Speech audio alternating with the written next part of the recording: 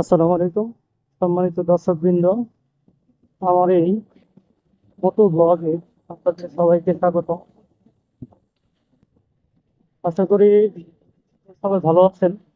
আল্লাহ পাকের অশেষ রহমতে আলহামদুলিল্লাহ আমিও ভালো আছি।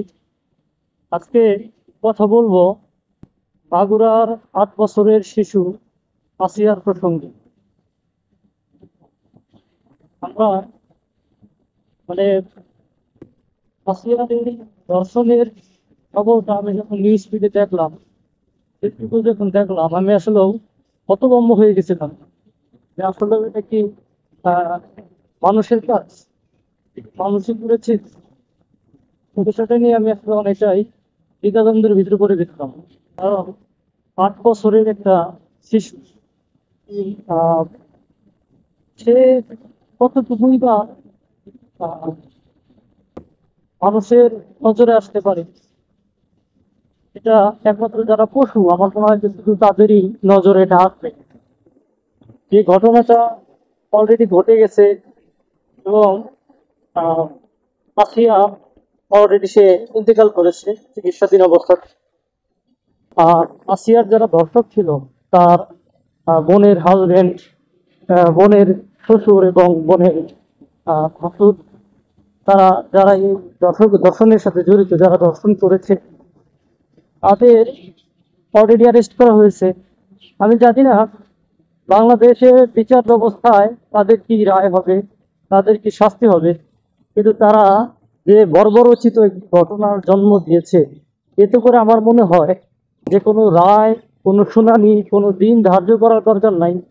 একদম তাদেরকে জনসম্মুখে ফাঁসিতে ঝুলিয়ে মৃত্যুদণ্ড নিশ্চিত করা হোক।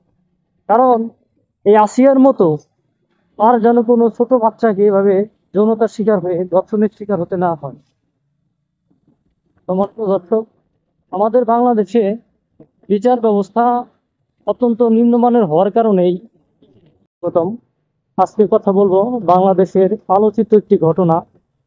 আহ বাংলাদেশে রিসেন্টলি আমরা সকলে অবগত আছি, আসিয়া মাগুরার 8 বছরের একটি শিশু ধর্ষণের শিকার হয়েছে। এই ঘটনাটা আমার মনে হয় যে যারা বাঙালি আছি, আমাদের প্রত্যেকের মনের ভেতরেই একটা নাড়া দিয়েছে, আমাদের সকলকেই প্রকম্পিত করেছে আসিয়ার এই ঘটনা। মাত্র 8 বছরের একটি শিশু আসিয়া তার বোনের বাড়িতে গিয়েছিল। সেখানে তার বোনের শ্বশুর এবং বোনের ভাসুর দ্বারা তিনি যে নির্যাতনের শিকার হয়েছে, কত ছোট একটা বাচ্চা চিকিৎসাধীন অবস্থায় ইন্তেকাল করেছে। এটা আসলে খুবই দুঃখজনক একটা ঘটনা, তীব্র নিন্দা যার ঘটনা।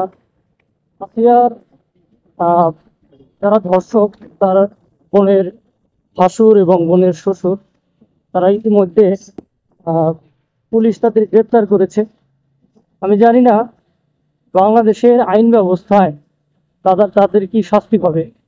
তবে যে ঘটনা তারা ঘটিয়েছে, যে ঘটনা ঘটেছে, এতে করে আসলেও কোনো বিচারের দরকার পড়ে না, কোনো দিন ধার্য করার দরকার পড়ে না, কোনো শুনানির প্রয়োজন হয় না।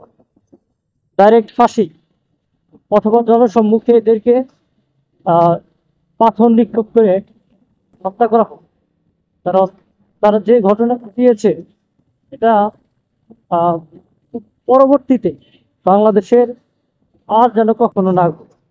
এবং আসিয়ার মতো ছোট বাচ্চাদেরকে যে যারা ধর্ষণ করতে পারে, তারা পশু ছাড়া আর কিছু না। এদের তো শুনানির প্রয়োজন হয় না, এদের কোনো দিন ধার্য করারও প্রয়োজন নাই। এদেরকে সরাসরি মৃত্যুদণ্ড ধার্য করা হোক, মৃত্যুদণ্ড দেওয়া হোক। সমাজের দর্শকবৃন্দ, মানুষ কতটা খারাপ হবে, কতটা জঘন্য, মানে ছোট্ট একটা বাচ্চা, মানে কি বলবো, এটা আসলে বলার কোনো ভাষা আমি খুঁজে পাচ্ছি না। আসিয়া তো মারা গেছে, আসিয়া শুধু একা মারা যায় নাই, আসিয়া প্রমাণ করে দিয়ে গেছে যে বাংলাদেশে মানুষ বসবাসের যোগ্য না। বাংলাদেশে মানুষ প্রতি পশু, মানে আমাদের জনসম্মুখে ঘোরাঘুরি করে। পশু দিয়ে ভরে গেছে বাংলাদেশ। যদি এই আসিয়ার হত্যাকারীরা, আসিয়ার যারা মার্ডার করেছে তারা যদি এই আহ, ঘটনা থেকে যদি কোনো কোনো ক্রমে যদি খালাস পায়, তবে কলঙ্কিত হবে বাংলাদেশের সংবিধান, কলঙ্কিত হবে বাংলাদেশের বিচার ব্যবস্থা। আসিয়ার মতো এরকম আর কোনো নারী, কোনো আর কোনো ছোট বাচ্চা যেন ধর্ষণের শিকার না হয়, এই জন্য পর্যাপ্ত ব্যবস্থা গ্রহণ করতে হবে বিচার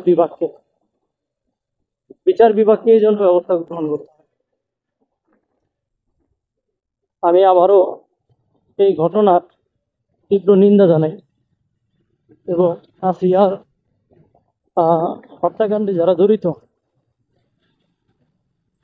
এই ধর্ষণের সাথে যারা জড়িত, তাদের সকলকেই আইনের মাধ্যমে সর্বোচ্চ শাস্তি নিশ্চিত করার জন্য অনুরোধ জানাচ্ছি। আপনারা যে যে মাধ্যম থেকে আমার এই ব্লগটা দেখছেন, ফেসবুক অথবা ইউটিউব থেকে, দয়া করে আমাকে সাপোর্ট করে যাবেন। আপনাদের দেওয়া সমর্থন, আপনাদের দেওয়া ভালোবাসাতে ইনশাল্লাহ এগিয়ে যাবো বহুদূর।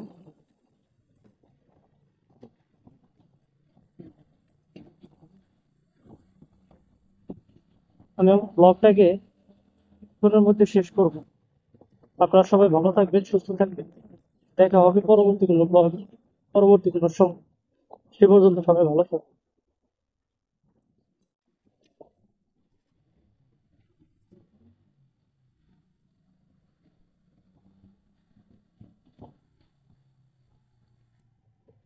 আসসালামু আলাইকুম রহমতুল্লাহি ওয়া বারাকাতুহু।